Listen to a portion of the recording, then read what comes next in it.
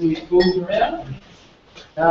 This presentation is done on email, so if you do up email, you can find there's a nice simple things like printing. Comes out like this, all the cool graphics and stuff, you can just chuck them straight away. So a really handy little thing to do.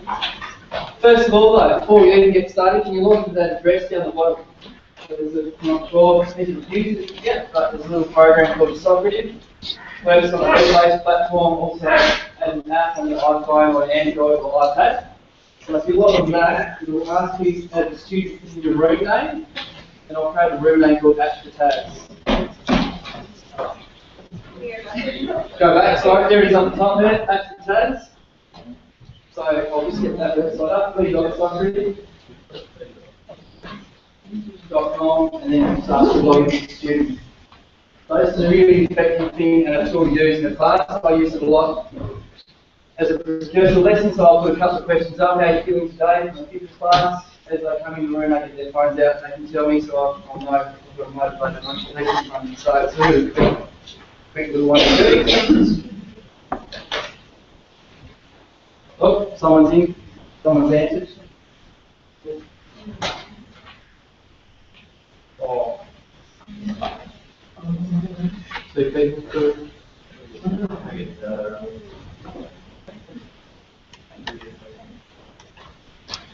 I'll click through just so we can keep going. Hopefully we keep going. We can press the time. So I want to get my data. Okay, so it looks like this. So I just want to know at the moment, and we'll form what we do today. So who's got a Twitter account? So it's on the iPad at the moment, so I can control the screen. If you haven't got Air Server or an Apple TV, so I can walk around the classroom with an iPad and control what's on the screen at the moment, which is pretty cool. 100%, 10 out of 10 people on a Twitter account. Hopefully everyone's going to have it, which is fantastic. So I can control the face of this lesson. There's three options as a teacher to control quizzes that you see. I've set this one as teacher pace. I can choose when to finish that and close it off here. Just give me a couple of seconds as you go in. You can have multiple choice, you can have open answers, but you can have whatever you like in there, so that's pretty cool. 16. If you get kicked out of the room, you might just have to go back in here. Cool. Right, I'll keep moving forward. Alright, so I'll just click next over here, and then it comes up another one. So there's 20 of you enrolled in the room now. So if you have an active Facebook account, yeah, awesome. See how quick it is. And I can show you there. There's an option when you set it up to show student names as well, so we can have student names pop up there. You can enable feedback, so if there's an open-ended question, you can have a particular opinion, you can have other people write into that as well. One more person, there you go, 21. Awesome. So as an immediate feedback tool in the classroom, this is fantastic. In a feed sense, as you come into the room, you can have a question up after any particular round you played, a game, anything at all. So you just think, feedback from your kids, it's really easy. Just have your room name set up as your teacher name, really quick. Next question was, do you use social media in the classroom? If so, how? So here's another little example of what you could do. And now I've got to show you names, because I think people are going to write back to you.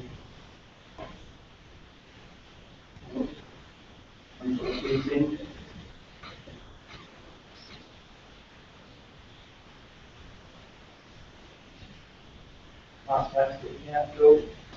I'll probably whiz through this one pretty quick. Yeah, awesome. So they're coming up. Thanks guys, you're doing a great job there. And you can see who's in the room, so I can see names and I can keep showing it and see what we're doing. So if you haven't used this tool in the classroom, it's fantastic. And you can export all this to Excel and do whatever you like with it after a year or two. So it's pretty cool. In terms of engaging kids, just with a phone, pretty handy. 7 more people joining.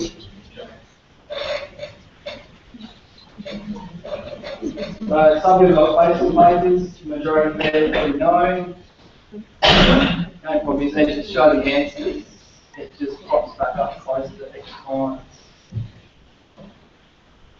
Let me see that. Cool. Alright, I'll move forward. So we don't have to do like that. Cool.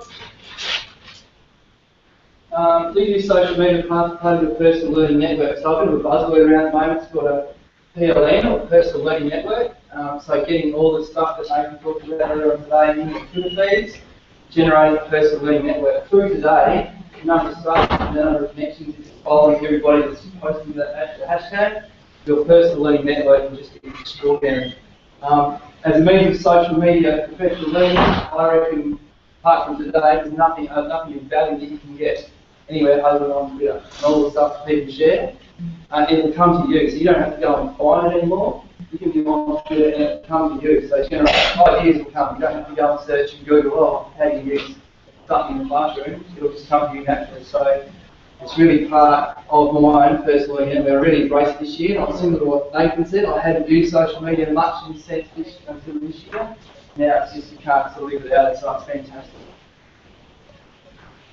I'll skip over that one. Do you have any concerns or barriers? I might leave that there. It relates to what happens in your classroom. I might come back to that at the end of the discussion. So, social media. Here we go. This should play on that there.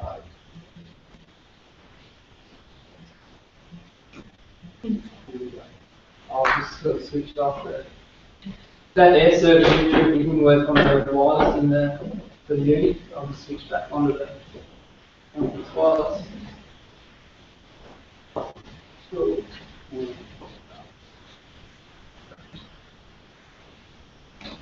Should be right.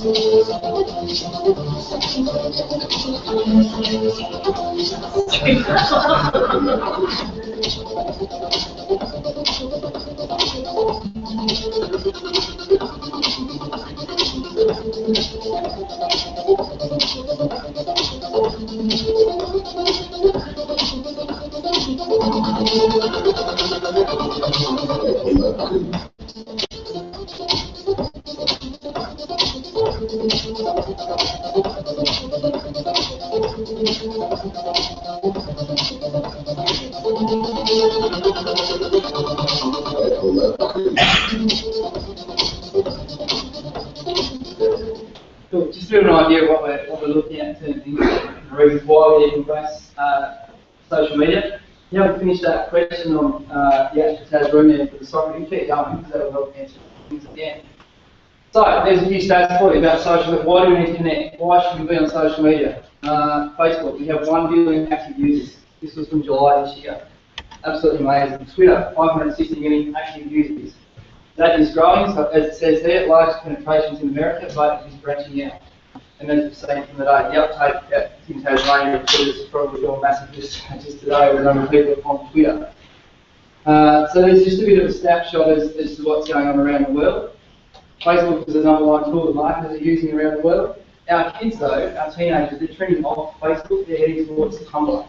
But I still use Facebook in the classroom to engage with kids, and a few other things I'll talk about in a minute. But kids go to Tumblr because Tumblr's anonymous, they're finding life interests, they're getting little communities where no one knows who they are, there's no bullying, there's no status updates, it's all just sharing stuff that relates to interests.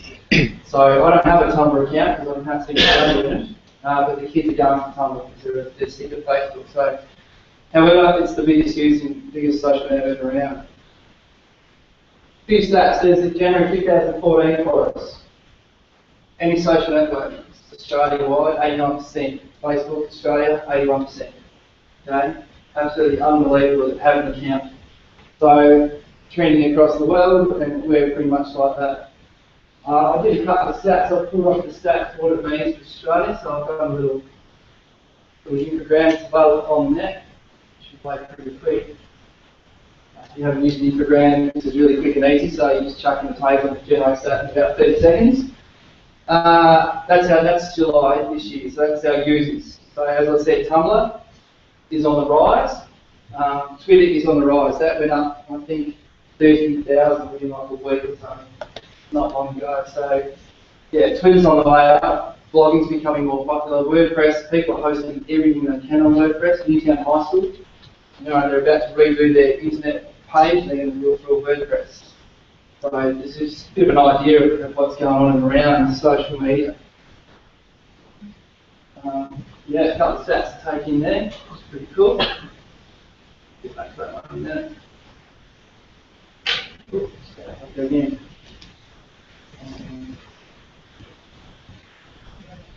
That's like this one, social media stats. So you can find up there, still there for you to have a look at, and you can track back through the year throughout the rest of the year. So if you're interested in getting that, showing principles as to why you need to use social media or unlock Facebook, etc.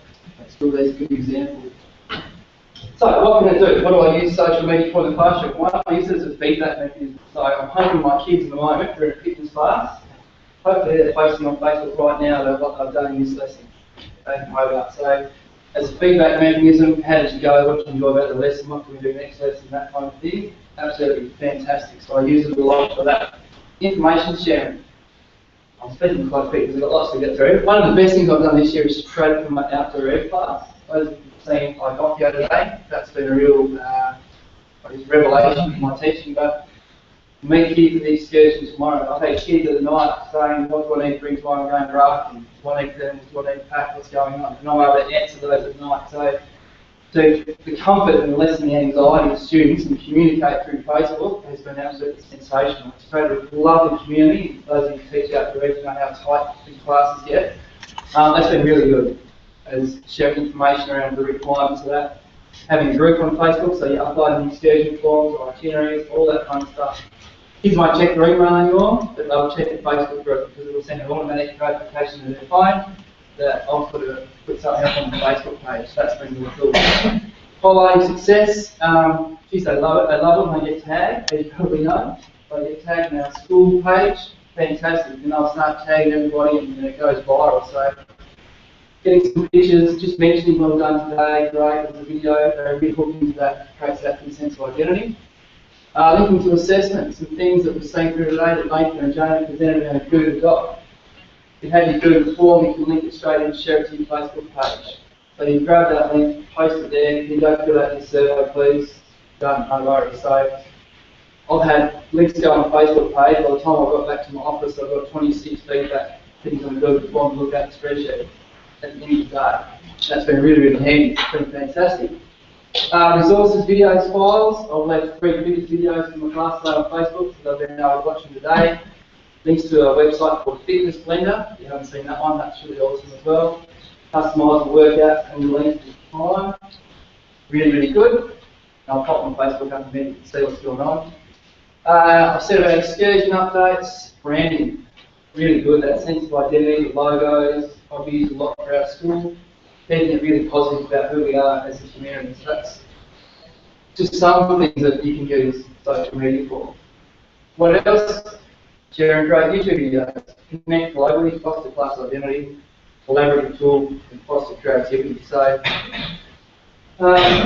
yeah, connecting globally. And Nathan mentioned it this morning, for those of you that heard him there. About 3 weeks ago, I was looking on Twitter, and this guy in Western Australia who watched Nathan's presentation joked up on Twitter, anyone interested in the 7-minute run challenge? I just tweeted back, yep, no worries. I said, okay, here's the Google sheet. Next thing you know, we've got New Zealand, Tassie, 2 classes in Tassie, WA competing in the 7-minute run challenge. And it was all through Twitter. Haven't met anyone. And now we've got spreadsheets that we share, we put our results up. In West Australia, New Zealand, we've put their pictures of their class up so our girls can see exactly what's going on and where they are, how far they're running, our class average. So connecting globally really quickly as a collaborative tool where I use it as teachers not only, but then students to get into that space as well. So using Twitter has been quite great for that sort of connection around the place. And I guess the creativity is fantastic. So I've had this idea, I mentioned again this morning, let's do a global CrossFit Games challenge. So I've got 11 teachers throughout the world now since Thursday night that want to be part of this global CrossFit challenge that will have as a Google spreadsheet with a ladder board, a final series, Facebook page. Each school will just do a really quick video of your CrossFit Challenge of the Week. I call it a COW, C-O-W, Challenge of the Week. This is what the CrossFit workout is: 5 burpees, 10 push-ups, serve, whatever, run, box jumps. Done. That goes on YouTube, goes up on the Facebook page. The rest of the world sees it, and they go and do it. They post their results each week, and it just revolves around. So something that just was an idea the other night, this week, is now just going around the world, and hopefully it's going to take off next term. So creativity and collaboration is no end to what you can do. So putting your ideas out there, and you never know. No one will take it up, but you never know. So 11 people. It's amazing what you do. I'll just, before we go there, I'll probably, I'll flip over on Facebook just to see. It's a bit of a live shot, so.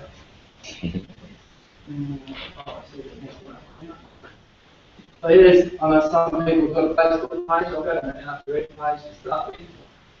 So as a group, you don't need to be friends with, as you know, you don't need to be friends with kids to run a group. Keep it. I've got some notes here about what you should do and what you shouldn't.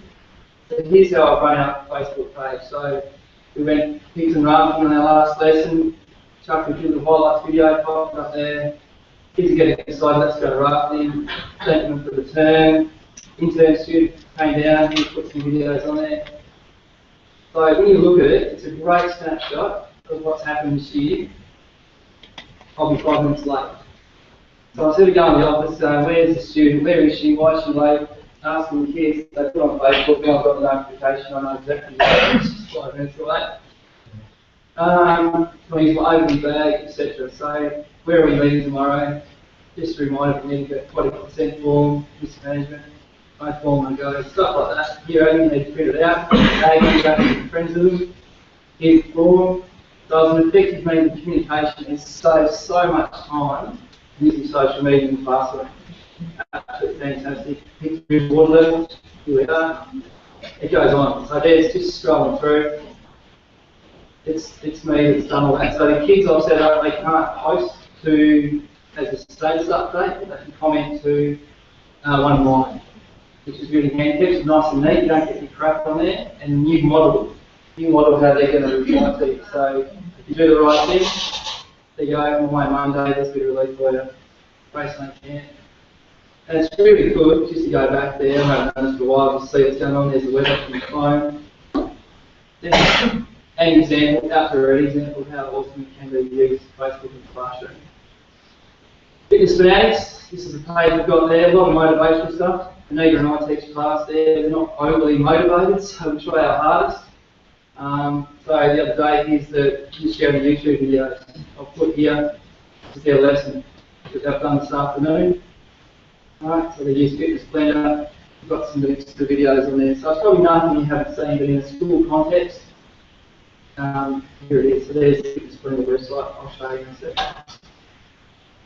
Motivation video we watched next week. Probably seen that one. Take a picture of your scoreboard, stick it on Facebook. Actually, a kid called me out because I went after them for being lazy. I said they didn't do much on the 500-metre road. I said, yeah, we did. We know you did. It was crap. And we pulled the picture up and they went, yes, we did. See, you put it on Facebook. Yeah, of course I did. So it's been, there's a plank out here. You know, that kind of stuff there really creates great sensitivity. I can have a look at all that kind of thing going on. Doing a mud run. Yeah, on it goes. So in terms of Facebook use in your classroom, it's really, really good. But you ask yourself, and Nathan talked about it this morning, it's the pedagogy first, not the technology. So don't just have a Facebook for Facebook. Is it going to assist?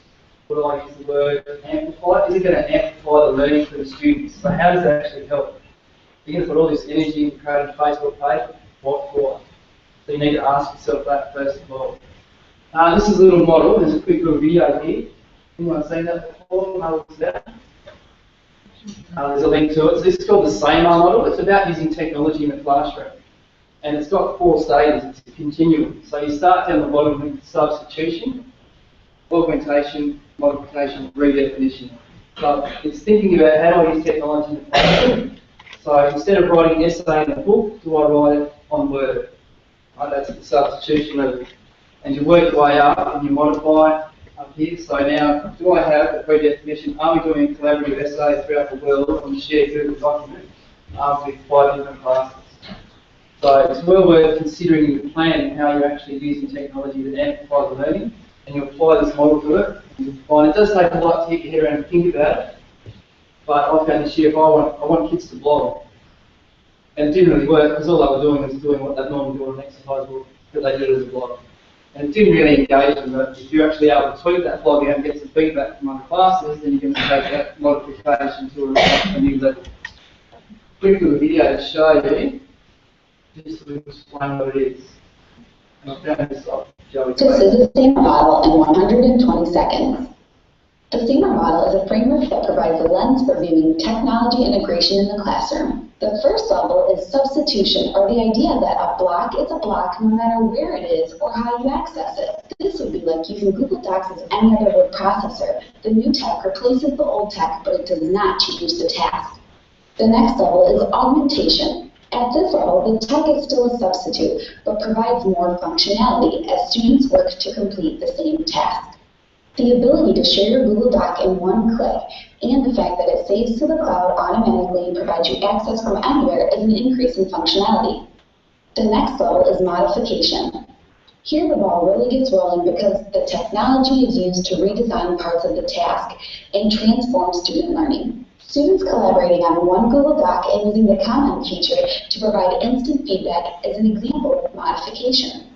The final level of SAMR is redefinition. At this level, we're able to design and create new tasks that were once unimaginable. By shifting our perspective from technology just another block or substitute, we're able to truly start imagining the possibilities. An example of redefinition would be connecting to a classroom across the world through students sharing Google Docs. They would each write their own narrative of the same historical event, using the chat and comment section to discuss the differences. Then students would use the Voice Comments app to discuss the differences they noticed and embed this in their class website as a culture walk. To recap, substitution is the same task, new tech replaces old tech. Augmentation is the same task, but the tech increases functionality. Modification, we're able to redesign parts of the task. Redefinition, we're able to create new tasks once unimaginable. As we move from substitution to redefinition, we're moving from enhancing to transforming student learning. Something to consider. Spend about half a day doing that, and in your planning, something to consider as well as you go through using technology. And social media comes out of that banner. How we use social media to amplify the learning. How's it going to assist you to promote the learning in the classroom? So don't put that up front as this is technology. It's the pedagogy first before you go into it. Twitter. Obviously, we've engaged it. Paul and I have been running the Twitter account now like mad. We have 200 followers yet, Paul. Close. We're getting close. Personal learning network. So as I said before, the learning comes to you. All the PDF comes to you. Nathan will tweet something from his blog, saying there it is. I don't have to go find it. It'll come to me. It fosters connections as a global audience. So we're just embracing that in Tassie at the moment. But there are people out there willing to connect as long as you put it out there. Where to go? So the 101s, and Nathan showed that this morning. I'll just flip it up there, but there's a link there. Joey's faithful to the guru, and Nathan's colleague in the Twitter universe. So it's the 101 walkthrough. If you're new to Twitter, jump on there and have a look. Because it's all there, people to follow. I won't go too much on that, you've probably seen that soon. 101, so to get started, get your Twitter account. Second thing I would suggest is get something called Tweetdeck. This is Tweetdeck. Alright, if you haven't seen it, it's the way I use Twitter. What the best thing about Twitter is following a hashtag. So as you see today, we've used the hashtag ACHPERTAS. But you can create your own hashtag, you can follow any hashtag in the world you want. And this is how it looks for me on my Twitter feed. It probably resembles my brain at times, going all over the place, but it's really effective. So you have your home screen on the left here. Your home screen up here. You can customize a column to follow any hashtag that you want to use. So I've got PZ in here, PEDs, probably got all sorts of stuff that's hiding in there. Anything that people post with the hashtag with those tags will come up in that column. Here's my notifications here, but there's no end to what goes on. So if I scroll across, there's some messages that are coming through. There's the activity, EdTech, so I follow EdTech, Busy League, leading digital school, Tassie, that hasn't taken off. Here's our feed today, ACHPERTAS or ACHPERTAS. Right, so as it's going, you can see what's happening. So that is fantastic. And yeah, there's lots of stuff that goes on Twitter. Most great stuff will get retweeted and retweeted. It won't get lost. So you don't have to sit through your feed hundreds of times to try and find info. It generally gets regurgitated. But there's lots of ways you can do it as well. Favouring something and retweeting it sticks in your own feed, your own user profile, so you can go and scan it later on, and there it is. So anything handy. If you haven't got anything, tweet that. You can get it as a Windows 8 app on the laptops. You can get it as a Google extension. You can get it as a desktop as well. So pretty cool doing stuff down there as well. Stanford Connecting Globally, Mr. Stanford, WA. He's the guy doing the Twitter challenges. He's been watching that feed today. So it's a personal learning network, absolutely fantastic. And you guys have generated a whole bank of resources today through Twitter. Believe it or not, there's people share blogs. There's so much on Twitter from today only that you can take away. Absolutely brilliant. So yeah, as a personal learning tool, Twitter is the way to go. So follow the hashtags. So any advice for you is find good hashtags. Don't follow the keynote actions like Nathan said. But you don't want all that crap, don't follow it, only follow the hashtags. So you don't need to have a whole lot of people you follow, but everyone will tweet something that's worthwhile, they'll use a hashtag. So follow the hashtags only. But if you want to, obviously follow the people like Nathan, the gurus of education, that will put stuff up there that are worthwhile following. Connect. Don't be afraid to tweet people. So use your @ symbol to tweet someone directly. It'll pop up in their feed and you never know what will come of it. So increase the people you can engage with.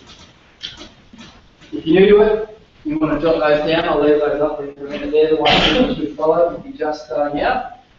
Hashtags are a must. So PE Geeks, a lot of tech stuff going on. PZ, Nathan's heavily involved in PZ, apology. PE chat every Monday night, Nathan?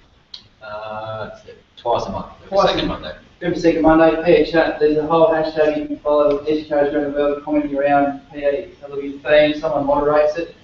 A couple of you in there. And away you go. And there's Ed chat. There's all sorts of hashtags of chats. So get onto those.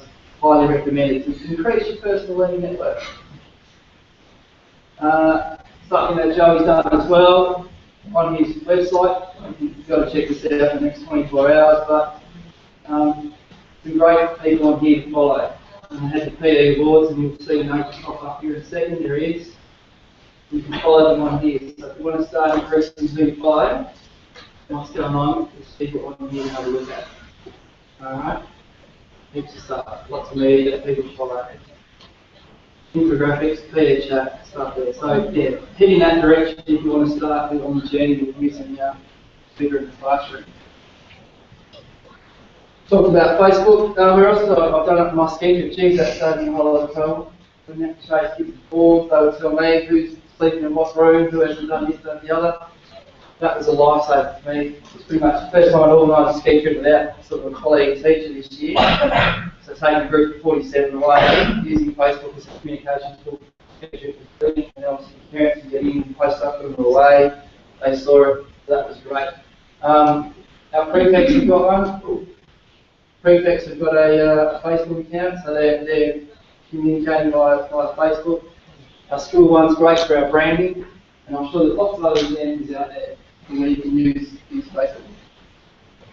I think James put a question before, how do you set it up? So, mapping the steps, I'm sorry you can't see that very well, but number one, create a secret group. So I started with a page, and the kids said, nah, it's crap, don't use a page, you don't get your notifications.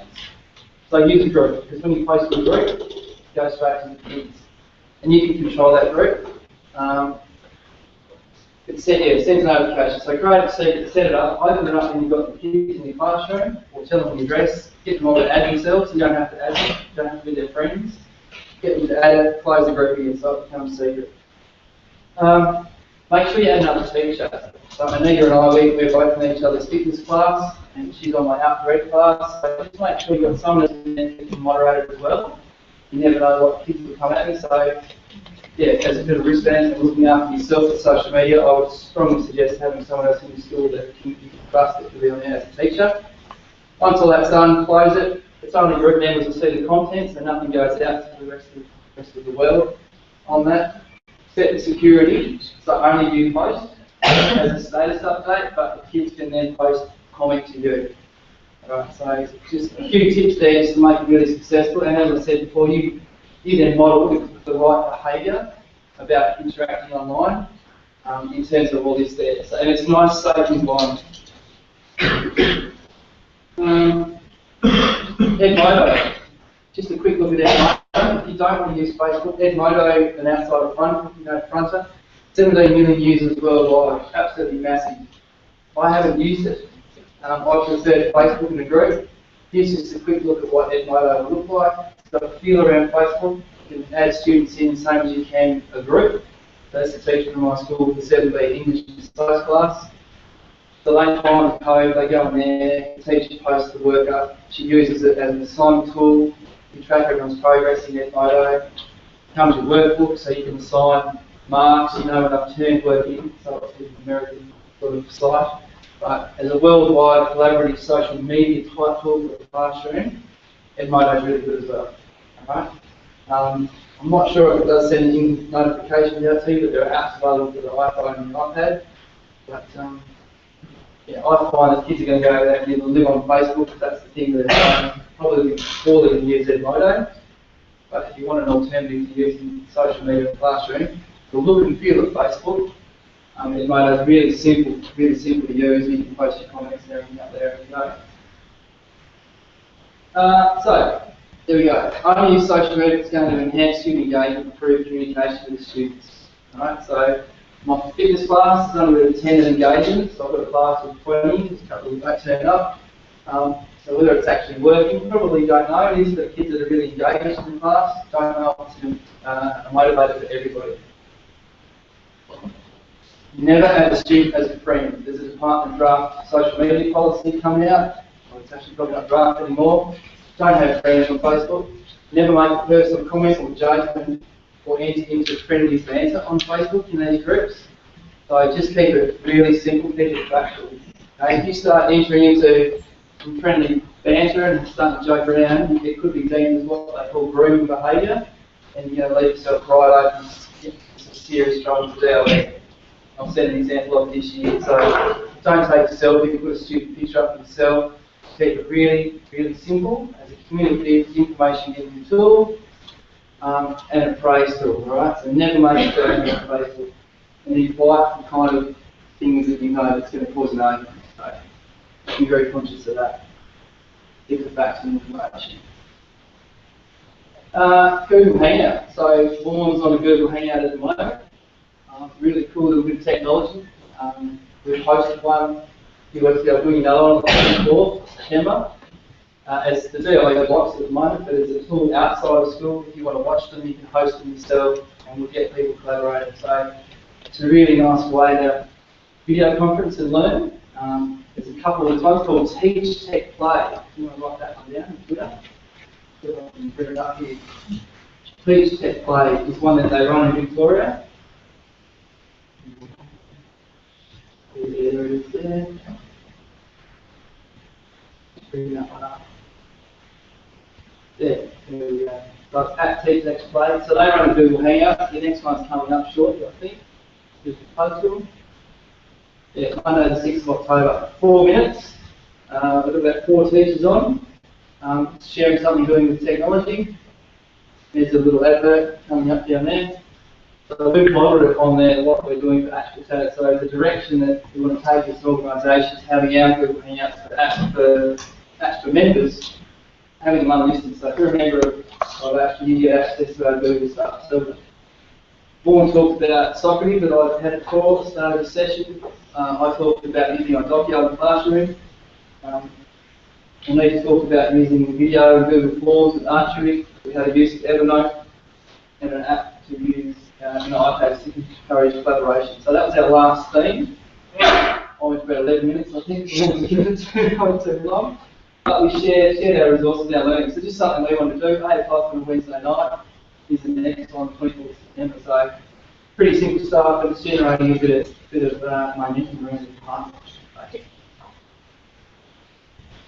Here's the Google. James just run a great session here, so Google's really handy for feedback forms, like instantaneous, really quick. So you can see the QR codes here. So now we set up at the end of the lesson QR codes for feedback forms. So kids will leave the lesson, scan the code, up comes the Google form, few questions about the lesson. They fill it in, submit it on their phone, off they go. It goes to your own shared docs, which is brilliant, and uses the video conferencing tool. So absolutely fantastic. We'll just pull up what it looks like in terms of where is it?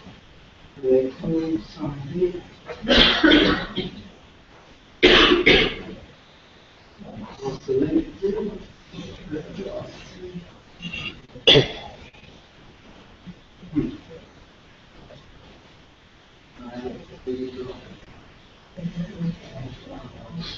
Just going to pull up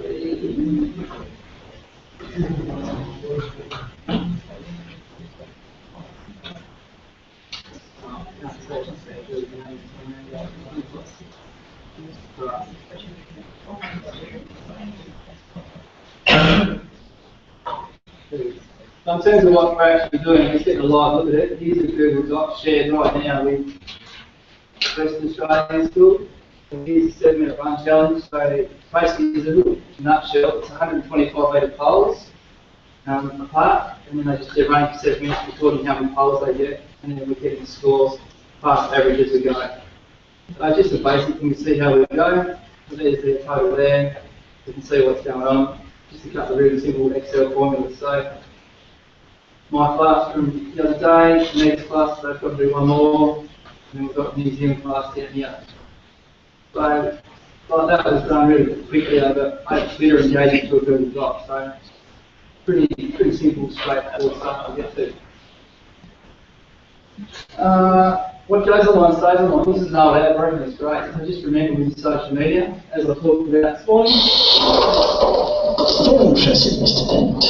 Academically unrivaled. And you volunteer? Yes, I also run marathons. Excellent.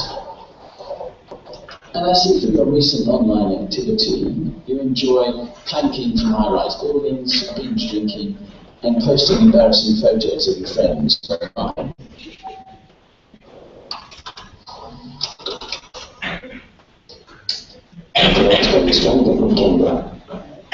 There's something to keep in mind around that, yeah. Usually footprint, I guess. So, yeah, that's it in a nutshell. And really quick how I use social media. I really think it's quite powerful to use in the classroom. Someone had on the subject before about policies. I've just got Facebook unblocked at my school this week because 400 students were using Newtown Boys accounts across the road because they had Facebook unblocked. So I said to the principal, why do we have Facebook blocked when they're doing that? We just unblock it. Surely they're not going to go and do that. So, yeah, that's made a bit of a difference this week. I had Twitter unblocked earlier in the year. Kids aren't in Twitter that much, so they weren't able to use it in a bad way. There's a lot of resistance early on with Facebook because of the bullying mobile phones. So this year I changed the policy and said, no, phones in the classroom. Teachers, at your discretion, you'll ask them to come out if you want them. If not, it's assumed that they're going to be away. So that's been fantastic to use. I'll get them to get even better in there. So, yeah. Any questions on social media? I'm happy to answer anything right. Low income families, I'll just go with this, which has been great. Students misuse of personal material. Yeah, I guess that's a good one. They use that a lot. We used to have a lot of issues at our school with mobile phones and computers. It's sort of alleviated now. Once you start using technology for the good, they see more of a value in it, so they don't actually use it for the bad side of things. Low-income families, yeah, so always planning that you don't have the device. So in a classroom, I won't have everyone with a device, but AJ put a tweet up before. We had 4 iPads for kids using coaches note on Wednesday in PE. So 4 iPads, they're all sitting around, they design set plays, and we've uploaded them to YouTube for them to see. So in terms of low-income families, collaborative planning and group work. There's a good stat about one-to-one schooling that there's only 41% of students in the school that are on using a device. So it's a myth to say that they're always using devices all the time because they're not. 41%, that's a worldwide stat, which is actually there. What else we got? side of the week, like the school networks. Yeah, school networks will be paying there. If you're on a DOE network, you can't do certain things, you can't authenticate to a Google account, so you'll be stuck and you're on this Google Drive on the phone, on the guest network. There's all sorts of restrictions and it's a bit of a workaround, so it's got to find what works best. But yeah, I'd say be careful, know exactly what you need to do, and be fine with that. So, there we go. Any more questions? Yep. I'm not sure if you actually answered the answer or that, but how do you sort of get your management to get on board and Unblocking it all. yeah, what would you suggest to go and approach them with? Yeah, so I sort of went and straight out to principal. I've been running these all year, these ones, so I went to her and said, look, do you think we're good? It's a really high advantage in using it. Anyway, it's good. Everyone's sort of learned through Facebook. It's going to be quite difficult, but you can show the good side of collaborative and what's going on with it. That's definitely a good selling point. And that's how I started with her, and I had it unblocked, so that was good. Twitter was a bit easier because there wasn't real use of Twitter and nothing came through Twitter, so that was the first step, I guess, to getting it unblocked. Yeah, so definitely showing the good side of it and what can be done in a productive way. And then just making sure your staff aren't friends with students and there's no concerns around what's going on. So, yeah, I'll just add to that because I had a lot of people asking me similar questions today about that. Obviously, I'm not here in Tassie, so I don't know about like Department of Education guidelines and stuff around that. But I know that like worldwide, it's an issue with schools and school districts and departments of education. But there's so many, like Anthony said, there's so many people out there doing this stuff and have already sort of fought these battles with their department. You connect with those people. You put a tweet out there saying like, look, this is what I want to do. Here's what the issue I'm facing. Guarantee you'll find people who can show you stuff that you can then take. So you've just got to prove that it's beneficial to the student learning, and then they can't really argue with you. If you're saying this is going to enhance learning in my lesson or in the school, then they can't really turn around and say no. But if it's just for playing, then they can sort of poke holes in it. But just connect with people and find out what other people have presented, and then present that and sort of go that way. One of the tools like soccer and stuff, so yeah, we've got no phone policy, so we'll hear something to do with technology. Really simple, but you get a lot of benefit out of it in terms of feedback and just tapping into school plans and strategic objectives in the school around that kind of stuff and engaging in increasing pedagogy. And really still in the 21st century stuff. This is where we're going, if you're not connected globally and you're not headed in the right direction. Yeah. Cool. Excellent. Oh, thanks for listening, folks.